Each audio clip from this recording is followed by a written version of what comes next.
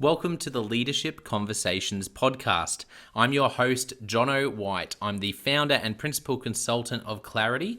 We are an Australian-based consultancy that works with leaders around the world, and our passion is to invest in people to become everything they're meant to be in order to fill the world with healthy organizations that people love to work for and customers line up to buy from. The goal of this podcast is to invest in you and your leadership. If you're just joining us for the first time, then feel free to check out consultclarity.org. That's our website, consultclarity.org. We have so many free resources on there, the most popular being our 7 Questions on Leadership series. We've had more than 1,500 leaders from around the world in all different sectors give their in-depth answers on leadership, what books they love, what they found most challenging, the most meaningful stories, how they structure their time through the day. That's free, so go and check it out.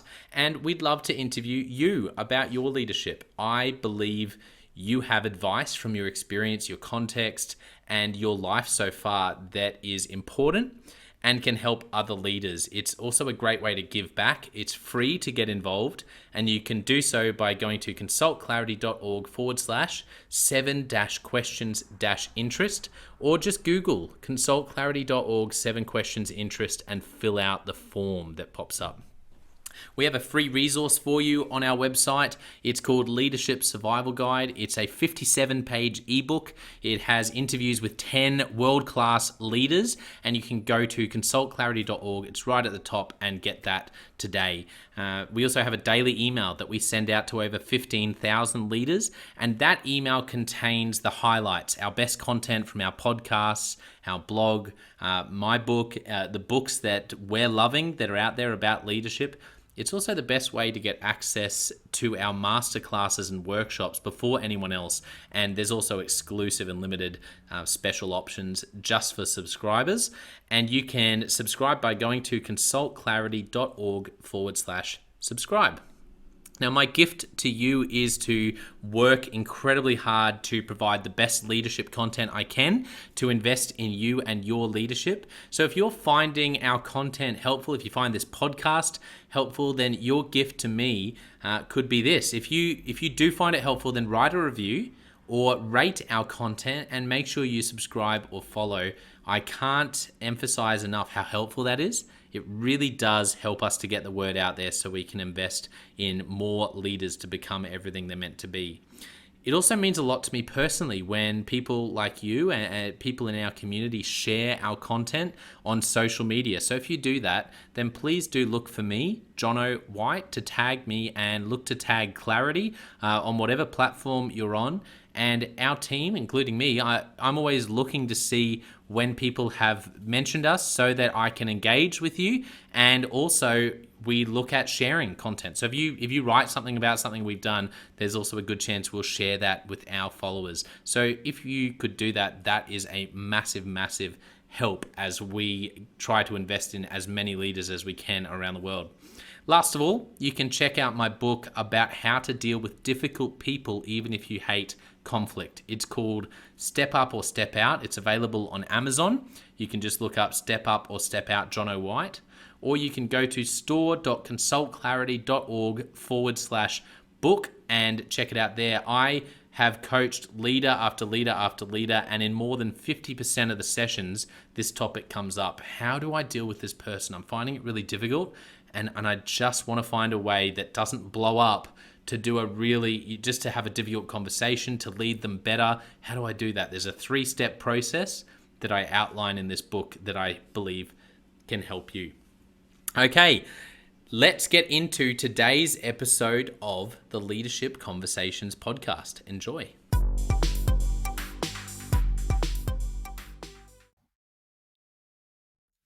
Welcome to another episode of the Leadership Conversations podcast. Today's guest is Dave Scott. Dave is the middle school principal at Kristin School in one of my favorite places in the world, New Zealand. Very beautiful country, based in Auckland. And Dave is an innovative, energetic, and future-focused school principal who thrives on challenges. He loves facilitating those aha moments that change mindsets and open up new possibilities. He's passionate about helping people, teams, and schools figure out where they are, where they want to be, and then helping them get there. And he's had the most enjoyment when partnering with senior leaders and staff to drive results through talent and change management, increasing student and staff engagement. He's at his best when he's digging into a new experience where success is the only acceptable outcome. Love that. Dave, it's awesome to have you on the podcast. Welcome. Fantastic. It's great to be here, Jonno, and thanks very much for inviting me on. Yeah, so first, for our listeners, tell us a little bit about, give us a window into Dave, middle school principal, Kristin School. What does a day look like for you in your role at Kristin School? Yeah, well, obviously in the current times, it's a little bit different to what it would normally look like. But just to give listeners a bit of background, so Kristin is an IBO, International Baccalaureate 3 program school. We have about 1,800 students from early learning through to, as we call it here in New Zealand, year 13, year 12, I believe, in Australia. So I lead the middle school, which is years 7, 8, 9, and 10. So 700 students across the middle school. And I guess it's probably really one of the key parts of the school in terms of entry of students. So we have our critical entry points of year 7 and year 9. So a big part of my job is student recruitment, and we interview all the students that apply to come here, and then obviously have to make selections. We're not an academically selective school, open entry, but we are looking for genuine all-rounders. We're a school that offers a holistic education. We're very much a strong believer in that all-roundedness. So we want our students to have a great academic experience, but we also want them to be involved in performing arts, sport, and other co-curricular activities, because we know that makes them better as whole people. But in terms of me day to day, so I'm one of 3 principals. The way the school's structured is there's a principal of the junior, the middle, and the senior school, and then there's an executive principal that sits over the top. So we form the executive leadership team. We meet regularly 3 times a week. And currently, obviously, a lot of our time's taken up with COVID and pandemic planning and all of that. Obviously, New Zealand is in a sort of red traffic light setting, as we call it at the moment. So it's very much we're on the edge of the Omicron outbreak, which a lot of other countries have obviously been through already. So we're sort of still teetering at the edge of that. What that means day to day at the moment is that schools very much students are coming to school, no parents on site, students are wearing masks. There's basically no gatherings of more than 100. So we can't have our usual things like school assemblies and house meetings and all of those kinds of things. So it does make day-to-day operation quite difficult. And it also takes away that whole feeling of belonging, that really is a big part of middle school, I guess. So, yeah, having said all that, though, I mean, I'm just blown away every day, really, by our students and how stoical they are and accepting Yeah. of things, and they just get on with it. And there's not really too many complaints. And yeah, I think yeah, you know, they're just pretty happy to be at school, I guess, after the time that we spent away from school last year. Yeah. Absolutely. Yeah, incredible. I have so much respect for current students in school and Mm, university. I always say to friends who are studying right now, I say, I don't know how you're doing it online. yeah, So yeah, so yeah. much respect for students and across the board. So it'd be great for listeners to get to know a little bit of your story, Dave. So feel free to Mm, go back as far as childhood. yeah, What are some of those sure. moments that come to mind that really shaped you becoming the leader and the person you are Mm. today? Yeah, well, I'm originally from England, from in the UK.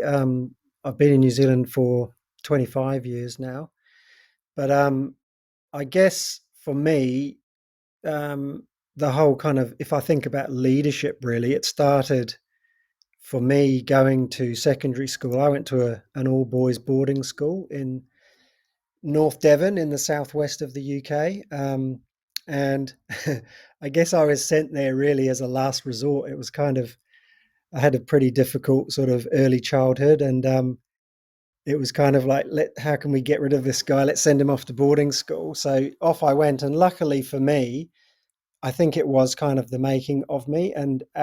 I really enjoyed school. I loved school. I loved the whole boarding aspect of things and the sporting side of things, which was, something I particularly excelled at. Um, and I guess when I think about it, that's what led me to the career that I'm now in. And it was really one or two key individuals, I think, in my early time at school that kind of, when I think about it too, shaped my thinking and my direction. And they were very much the type of, leader who were the led by example, didn't say an awful lot. Um, but when they did speak, you listened and you took notice, and it had a big impact on me.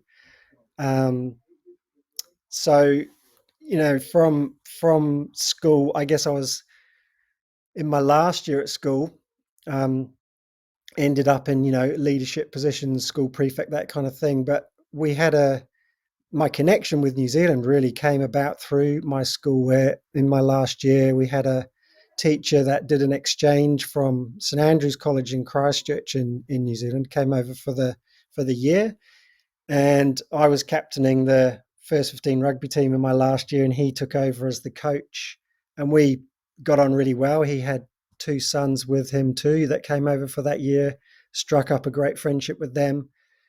Anyway, one thing led to another, and following school, I ended up doing a gap year um, in Christchurch, working at St Andrews in one of the boarding houses as a resident tutor, and then ended up doing some sort of teaching as well, coaching, teaching physical education, do some coaching, and then that led me back to the UK following that year, and did my degree in sports science and then a postgraduate in teaching, and ended up then at a school in London, in my first position, where I was a director of rugby and looking after rugby in a big independent day school.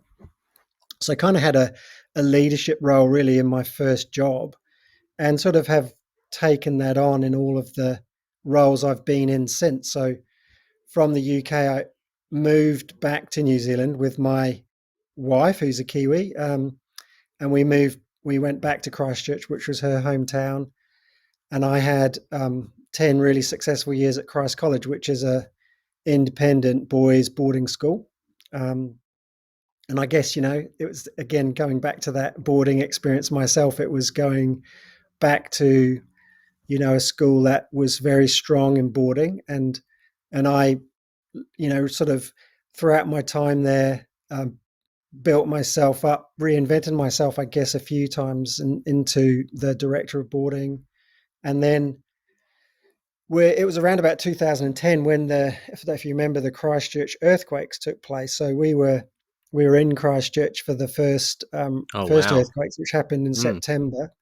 Have a vivid memory of that night, actually, before the quake. So the quake sort of took place about 4 o'clock in the morning, but as we were going to bed, just you could just hear dogs barking, and it was quite unusual. There was just the whole street, dogs were just going nuts, barking. And I remember saying to my wife, God, that's a bit unusual, like, what's going Wow. on? Yeah. And then subsequently reading about it, there is a bit of research that says, animals kind of do have a sense of what's to come. Anyway, we were thrown out of bed at 4 a.m.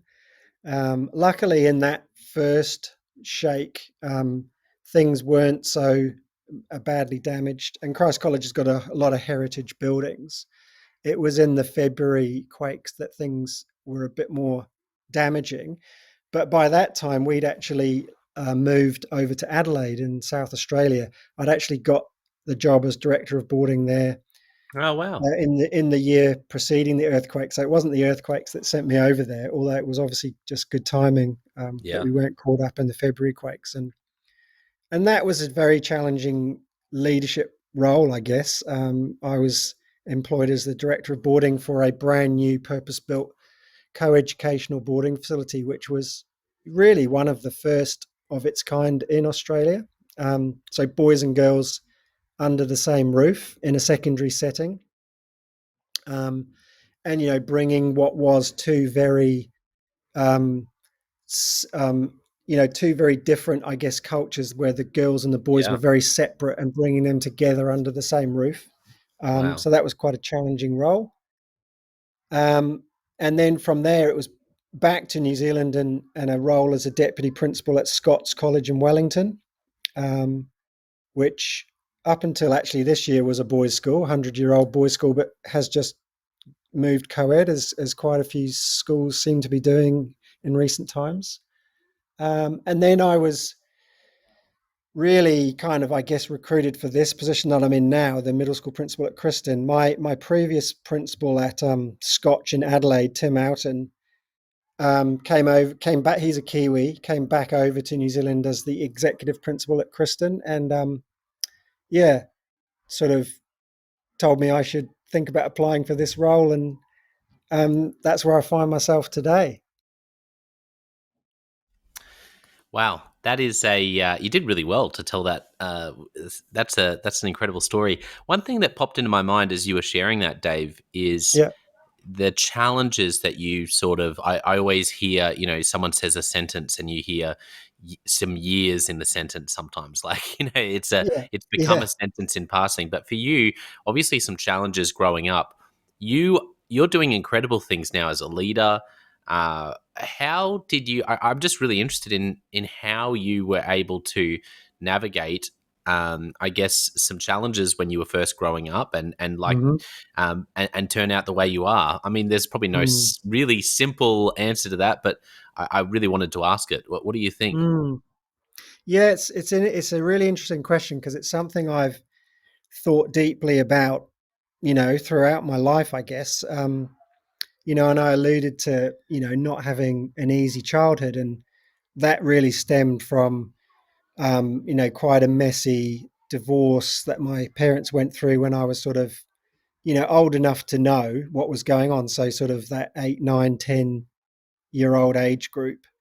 And I guess it was the classic situation where, one parent was setting you up against the other parent, and so for me that was my father against my mother, and then my father remarried, and you know I didn't get on at all with his new wife, and I think that's what was the thing that got me sent off to boarding school, which I said Yeah. was Yeah, the best wow. thing that could have happened to me, actually. Yeah. um, so I guess in a way my whole life was really about proving, in some ways it was about proving my father wrong, because he didn't believe in me, I don't think. And Sure. I don't, I mean, he's passed away now, but over time, that probably, when I was younger and more impressionable, manifested itself probably more as, you know probably the right word is hatred, and over time I've learned that you can't be motivated by hate. You have to use other things to progress yourself. And Yeah. I guess for me, what it forced me to do was to um, look at myself and want to improve, want to be better. And I guess that's where the influence of other people came in, especially at school. um, and that desire and drive to be better, to be a better person, be a better influence on other people, and ultimately a better teacher, leader, parent, husband, all of those things. And I think it is really that those key moments as a younger person, battling, I guess, all of those things going on, that actually, when I think about it now, has driven me to be where I am today. Yeah, absolutely. It's actually something I've always found really interesting. Working with school leaders, I can't tell you the number of times I've gone around the room with a school leadership team, and we do sort of an exercise around what I call I don't call it, it's a Patrick Lencioni exercise called personal histories, and Yeah. just sharing, a challenge from childhood, something difficult or unique that was a challenge when you're growing up, and the Mm. number of times school, uh, for for school leaders was actually Yeah. had an element of being challenging, or there was a significant challenge for them when they were younger that Mm. I feel like has fueled them. Your story is a little bit different almost, because it's like, I love hearing. It's so nice to hear how significant and positive your experience was in boarding school. Mm. Going, that was the best thing that happened to me, and that's actually fueled you doing what you do today. Yeah. And it particularly when I think back and think how it wasn't a positive experience for a lot of other boys there.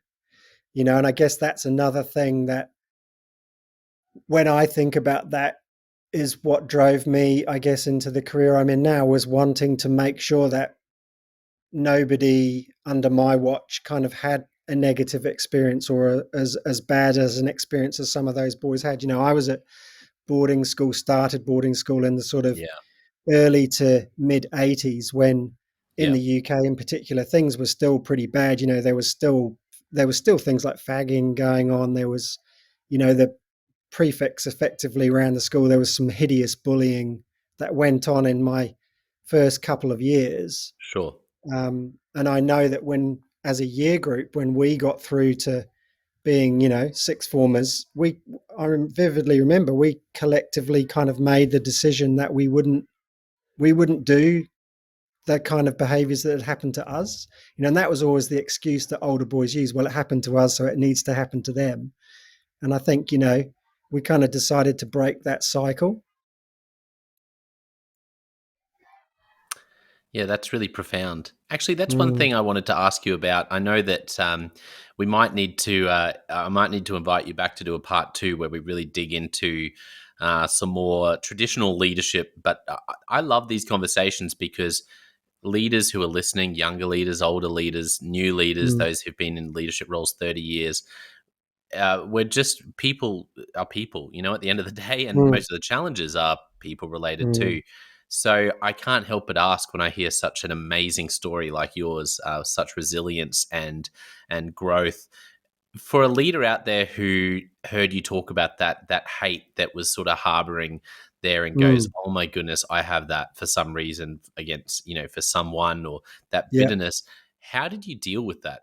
I know that, like, Mm. because I know it may not seem like leadership 101, but my guess Mm. would be that if you're harboring that, it makes leading well uh, really hard. Mm. Whereas if you can deal with that like you have, I feel like that Mm. must give you so much more freedom to lead people in a really healthy way. So yeah, how did Mm. you deal with that, Dave?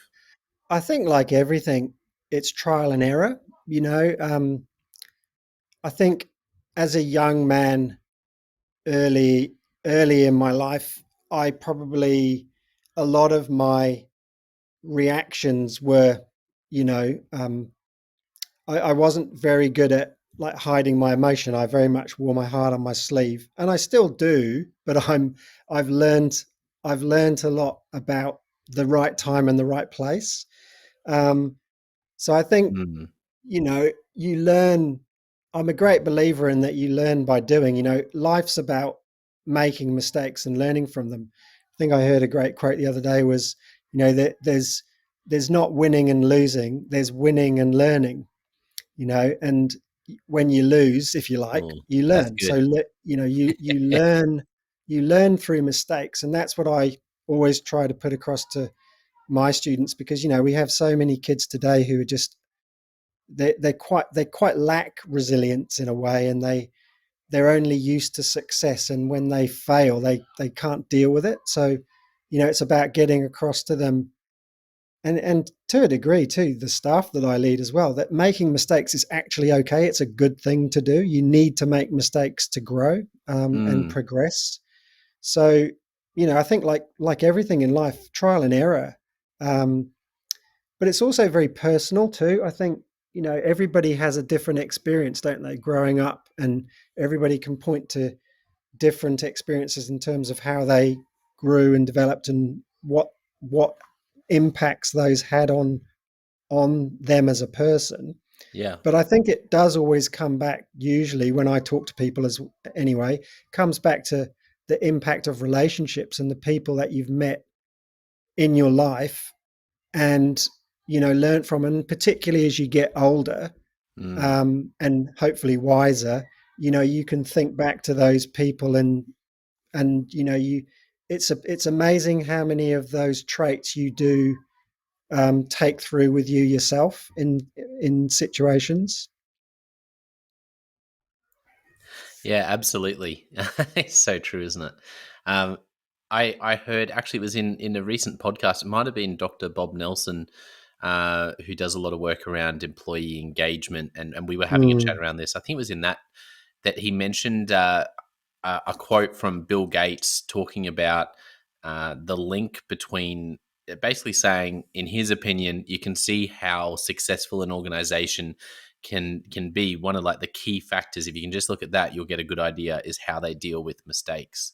Do yeah, they have a culture where people have to hide them, or do they have yeah, a culture where it's actually okay, and that's just I remember something else that really stuck with me around that was thinking of leadership as a scientist, and mm, particularly entrepreneurship, as an entrepreneur, going, okay, think like a scientist. When a scientist is in a lab and they try and experiment, they're not deflated, and they don't throw in the towel when an experiment comes back negative to their hypothesis.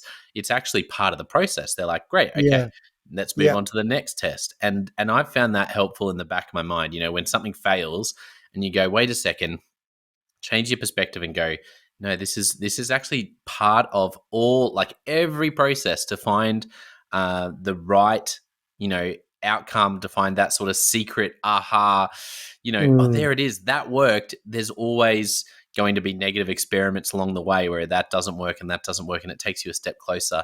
And yeah, for some reason, that's really stuck with me. And sometimes when something doesn't work, I stop myself and go, no, that's actually, it's, think of yourself like a scientist, Jono. It's just a hypothesis. You've proven yeah, wrong. Move on to the next one.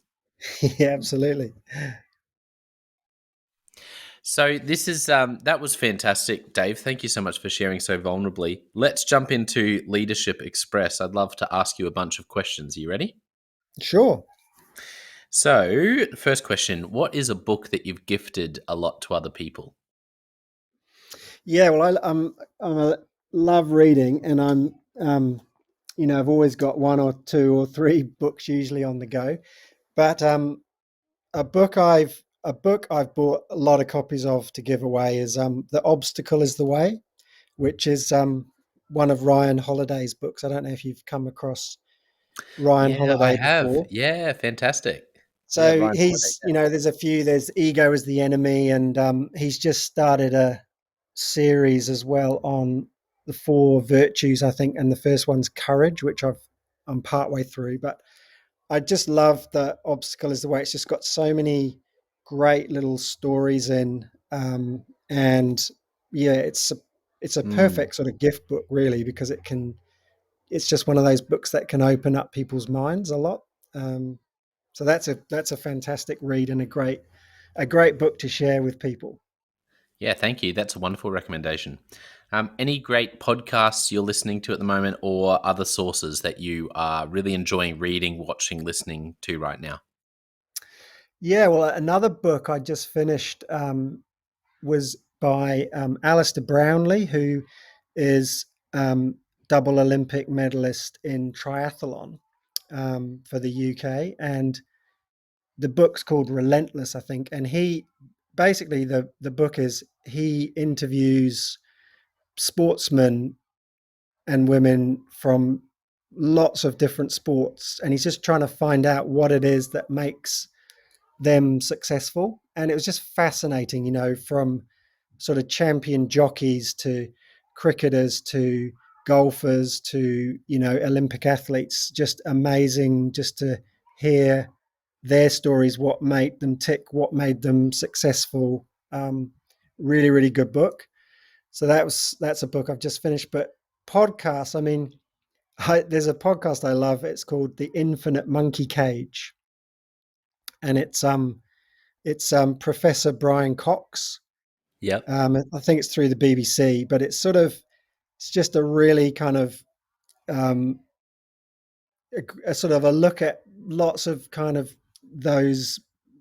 I mean, he's a physicist, so it's a very kind of it's a comedy science show, I guess, if you can imagine such a thing. But it's just done in such a way that makes things so interesting. And he often has, some amazing Cambridge professor on who you would never normally think of ever listening to, and they just talk about things and make it so accessible. So that's one I love to listen to, particularly in the car. Yeah, that's great. These are wonderful Yeah. recommendations. I haven't had I them mean, it's before. I nothing to always do with leadership, but it's just a great um, knowledge source. I guess it's just a great way of improving your all round sort of Yeah, knowledge. Yeah. yeah, absolutely. No, that's fantastic. Perfect. What's a recent leadership lesson you've learned for the first time or been reminded of? Um, a lesson.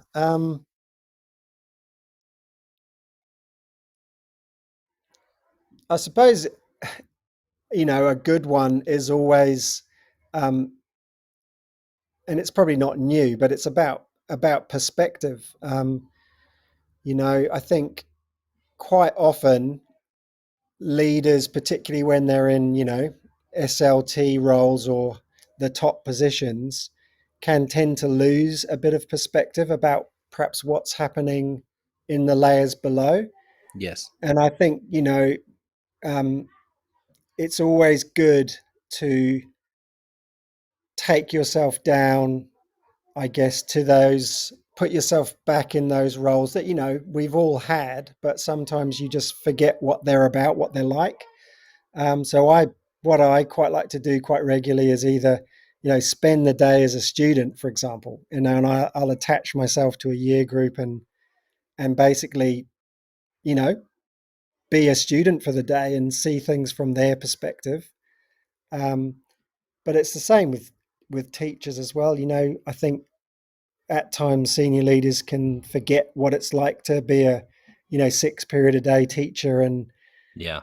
be teaching three different curriculums and have a lunchtime duty and then go to a meeting after school. And, you know, the impact that can have on you, particularly on your mental health and well-being and yeah, those kinds of things. So I think perspective's a really good thing to always keep in mind.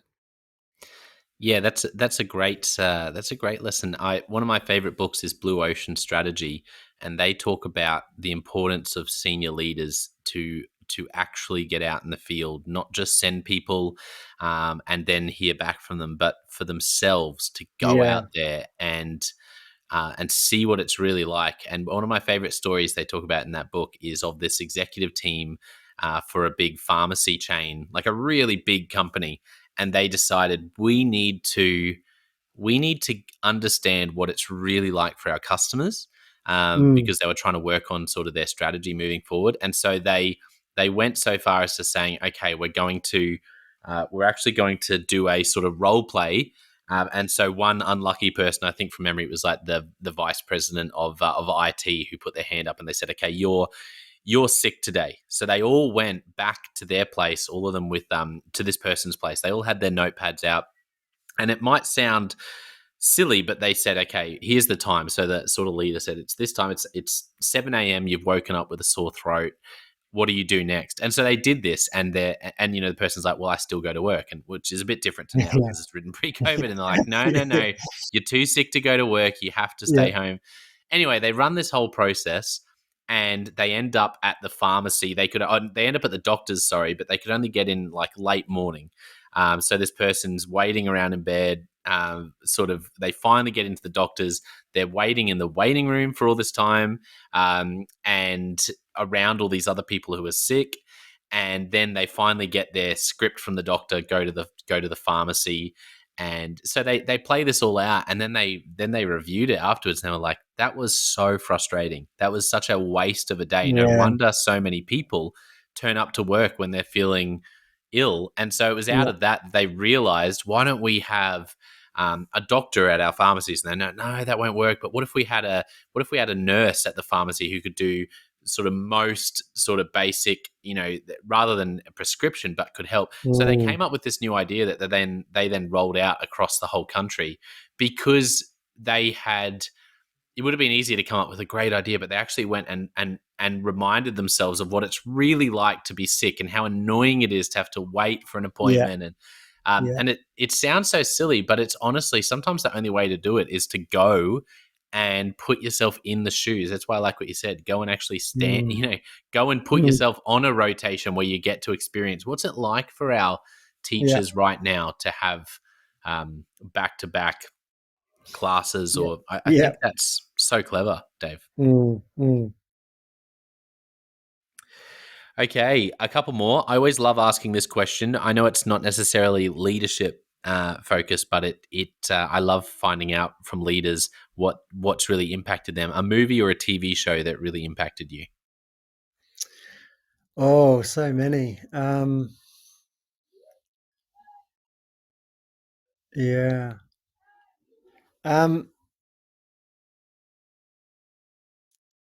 what would it be? In my last episode, it was Mr. Bean. So it doesn't have to be serious, but it can be. It can be anything that's Yeah, just for some reason yeah, it's a sort of one of Dave's sort of really left an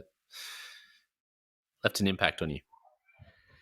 yeah. I think probably most recently it's been watching Ricky Gervais' Afterlife, that Yeah, the yeah. that series on Netflix, because it's so true to life. It is actually. I mean, I don't know if you've watched it, but I haven't yet. I've heard good it's things about just it it's just so perfect. I mean, he's actually nailed it. Um, though. in terms of human nature and what people actually say and think. It's just brilliant. So that's had a big impact on me actually, and it's caused. I've had a lot of conversations with people about it too, which is always a good sign of something that's you've watched that's been impactful, right? Because it generates good Yeah, conversation. Yeah. 100%. No, that's great. Mm. Thank you. That's another good recommendation. That's brilliant. And last question: if you could only give a young leader one piece of leadership advice, what would you say to them? Um, Probably don't be afraid to ask. Um, I think going back a bit to what we said before about failure, I think all too often, you know, people are, leadership's kind of made out that, you need to have all the answers and you don't. At the end of the day, Yeah. nobody's got all the answers and you can only be as good as the people that you're around.